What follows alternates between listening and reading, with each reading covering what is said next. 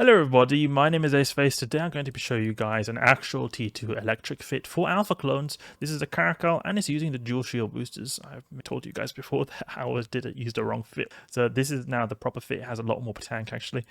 We're going to be then using the EM missiles in the electric, because in the electrical sites we get the most amount of capacitor and also reduced EM resistance, which is exactly what we want when we're doing the EM missiles. So we're going to go for the agitating electrical filaments, and we're going to go and jump out into the safe spot and launch into the abyss. Pretty simple fit right here, very simple. Goes pretty fast, especially if you have a lot of small stuff, because the rapid lights apply really well to small stuff. Very simple. I wanted to say this again. I've said this before, but the character I'm using right here, Altair Vitaka, he is a Omega clone, but he's not got anything that Omegas can have trained. The reason he's an Omega clone is just because in the test server you can have you can get Plex for really cheap, so you can just add Omega clone status to your clone. But he's not got anything Omega clone trained. Everything he's not even got max alpha clone skills. He's got pretty crappy alpha clone skills. So you can see here Omega clone, but he's not got. This is you can get better skills than he's got even as an alpha clone. He's not got any Omega clone skills trained. So we're going to go here and jump into the T2 Abyss, see how this goes. It'll go pretty well, should at least go pretty well, unless we make any stupid mistakes, but it is pretty simple when it comes to Caracal. You just go in there, blast away, not much to it actually. Only real thing is when you get the battleship waves like the Overmind and the Charybdis Tyrannus, you're going to want to kind of go in a little bit of an arc to get in orbit, but otherwise, apart from that, not much more to it. Okay, so what have we got here? Lucid Deep Watcher, pretty simple. It's a battleship wave, so you just want to go here to the side, sort of, and then keep your transversal up and avoid damage. We've got a Orange Cloud here. Orange Cloud makes it so that our shield boosters consume more capacitor, so we want to get out of this quickly. You can see there's an orange thing here, and also there's an orange cloud around here. This is important when you're in shield boosting fits. Makes the shield boosters just you use a crazy amount of capacitor. Really annoying. They do the same amount of shield boosting or HP per second. It's just they use more capacitor. The exact thing that happens actually is that they boost faster, but they heal a little bit less shields. So you're effectively getting less shields for more, or you're having more capacitor requirements for the same amount of shield boosting. Essentially, you could say it like that. Okay, there we go. Now we're in range of the FVLTs right here, so we're going to start shooting this guy. And it's very simple. I'm just going to a little bit to the side. I don't want to go directly at this Lucid Deep Watcher, because then he'll hit me pretty hard. So we want to go a little bit. We can just double click in space, or we can hold down Q, go like that, and just go around this Lucid Deep Watcher. When we get when we get really close to him, then we can just establish an orbit of maybe 500 or something like that, or 10 kilometers. It really doesn't matter, just as long as you have somewhat of a as long as you're not going straight at him, because that can increase the likelihood of his guns to be able to hit you, because he will do a lot of DPS if he actually hits you. You start orbiting right here. And the rapid lights are quite annoying because they have a very long reload time. They have a very good burst damage, but very crappy reload time.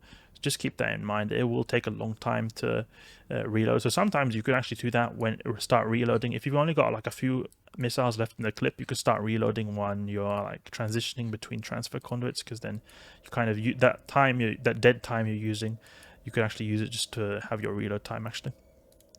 Maybe orbit a little bit close actually. Doesn't really matter at all. I just want to be close to the transfer conduit, really. That's all. Start shooting and go. Something that could be a possibility would be to use heavy assault missiles. They would do obviously more damage. Only thing is, heavy assault missiles, they have actually a very bad tracking compared to the rapid lights. They do more damage, but very bad tracking, very bad range, and also very bad fitting requirements or fitting stats compared to the rapid lights. And especially when we're in alpha clone, it'll be a lot harder to actually fit stuff. So that's why rapid lights, I feel like, is a very good alternative for an alpha clone. Let's see now. It's good that there's no deviant automata suppressors. Deviant automata suppressors are these kind of towers that shoot these small particles that shoot down missiles. They're very annoying. They'll make us do a little bit less damage just because they shoot down missiles, as well as our drones. So you want to avoid them if you can, but they can sometimes help shoot down the enemies if the enemies are rogue drones. The rogue drones are these tiny little frigates, so they can actually help in that regards. Then you would probably want to stay close to them, but otherwise, if you do see a deviant automata suppressor, like a short range deviant automata suppressor, especially the short range, because they are pretty strong when it comes to shooting down missiles and drones, you want to stay away from those guys. If you see a medium range one, it's not as strong when it comes to shooting down missiles and drones. It's okay to stay close to that if there are rogue drones on the field, because the rogue drones will die very quickly, because that thing kind of helps you a bit. But you don't want to deploy your own drones because they will get attacked. So just keep that in mind. You can see here, obviously, it's not particularly, it's very slow when you've got these battleship waves, because they have a lot of HP. But when we have these waves with small stuff like frigates, maybe even cruisers, it'll go a lot quicker, just because of how we have very good application and also very good burst DPS. And often maybe it'll take max 2 clips to be able to kill a whole wave actually. This the Lucid Deep Watcher and the Overmind. They're one of the highest HP waves, the ones that are going to be the slowest. So that's just an example of kind of like a worst case scenario, you could say, when it comes to time. But if we were to get something smaller, especially like the rogue drones, those waves go so fast, you'll kill them so quickly. So those ones really are just a steamroll actually. I'm not collecting loot here because I'm on the test server, but you can always just cruise around. If you're like here while you're attacking Lucid Deep Watcher, just go and get the loot. Very simple. I'm just going to reload here just so we spend this extra dead time we are moving between the site to get a little bit of reload time. And maybe it wouldn't have been worth it because I did have 7 missiles in the clip, but I like the feeling of having a full clip right there.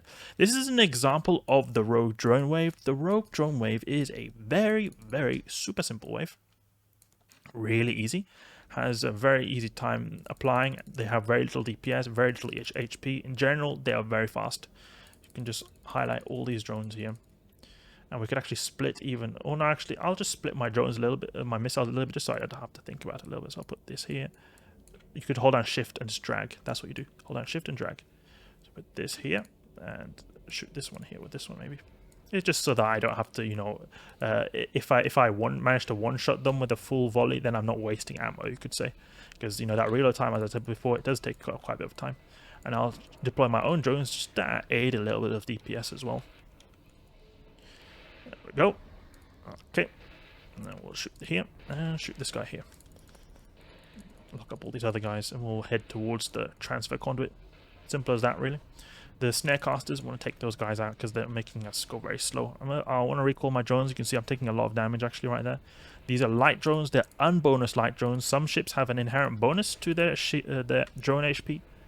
This is not the case with the Caracal. It doesn't have any bonuses to its drone HP, so our drones are going to be very flimsy. And light drones are the most flimsiest type of drones as well, so they're going to die very quickly if they get focused by the enemy NPCs. So make sure you keep an eye on this HP right here. Another way is to actually just see if there are yellow boxes around the NPCs. That means that they're not shooting you, so that means that they must be shooting your drones, because if they're not shooting you, that's the only thing really that exists that they would want to shoot. And the drones are just going to finish off this little snare caster right here. You can see here already more than half the wave is dead basically, and we've gone through our full ammo clip. So basically this next ammo clip is going to more or less destroy the rest of these drones. Now I am taking a bit of damage, but I just want to kill this snare caster right here. There we go. Come on, just kill that guy and I'll recall my drones. There we go. Okay. I'm using the Imperial Navy Acolytes. Imperial Navy Acolytes are pretty good because they've got pretty good HP.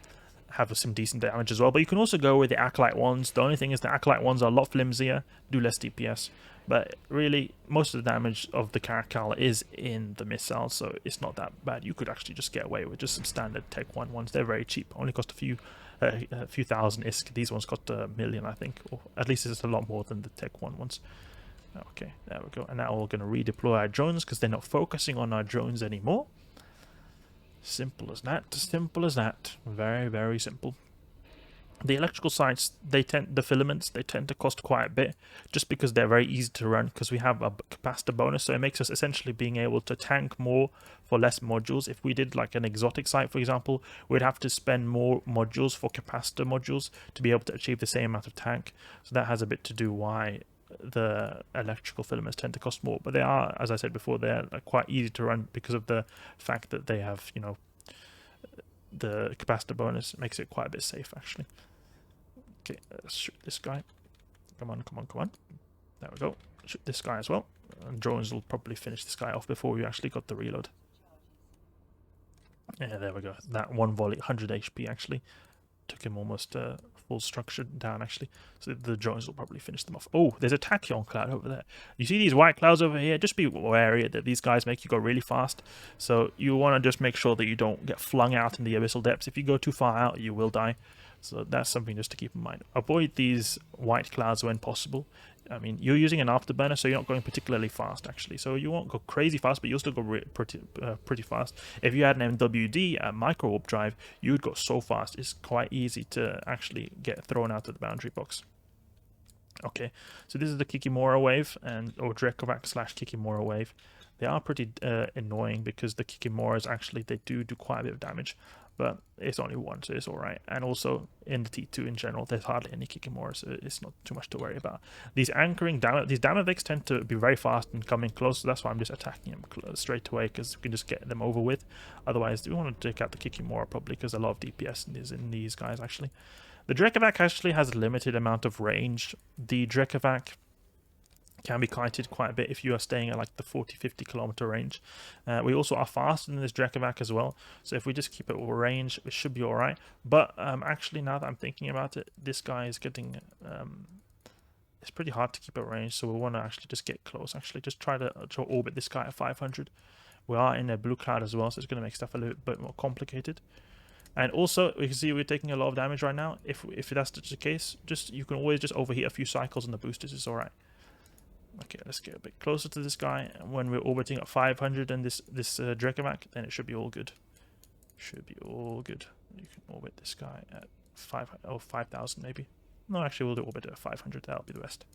Because our missiles really don't care at all about any kind of transversal. They just care about really this guy being in range.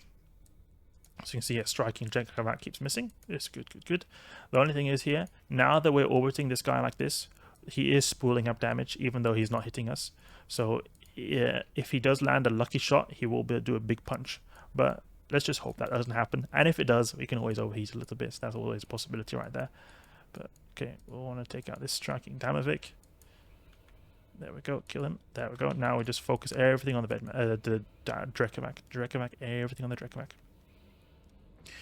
We are in a blue cloud. This makes it so that our signature radius is kind of ballooned up a little bit. So just keep that in mind. You're going to get hit easier by stuff that's quite big. Like we are virtually quite big now because of this blue cloud. Otherwise, usually you'll have an easier time speed tanking stuff when you're not in the blue cloud. Just keep that in mind. You know, if you are approaching a battleship, it'll be easier for that battleship to hit you. Now, when it comes to the Drekavac, it's not too bad. Okay, so it's not much damage we're taking. You can see here it's pretty easy, simple. Okay, now I'll make our way towards the origin conduit, and that was it. The site is done. T2 electric in the Caracal. Very easy on an alpha clone with not a whole lot of skills as well.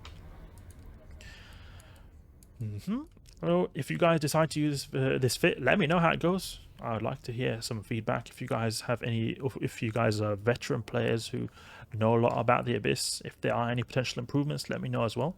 It's always welcome right here. I'm not saying that I'm some proclaimed all-knowing person when it comes to the Abyss, but I feel like this should be able to pull through all the T2 electrics without much problem. And as I said before, if you do have some issues with tanks sometimes, you can always just pop a few overheat cycles in here. And as I said before as well, the skills are not the max in this guy. You could always train more skills, more fitting skills. Like you could always put some better modules here. I'm not really sure what. Maybe you could put a Tech 2 Afterburner, maybe Tech 2 shield boosters. If you have very good capacitor skills or very good fitting skills. The reason I'm using these Tech 1 ones is because they have a little bit less capacitor requirement, and also that they have the fitting requirements. They're quite generous.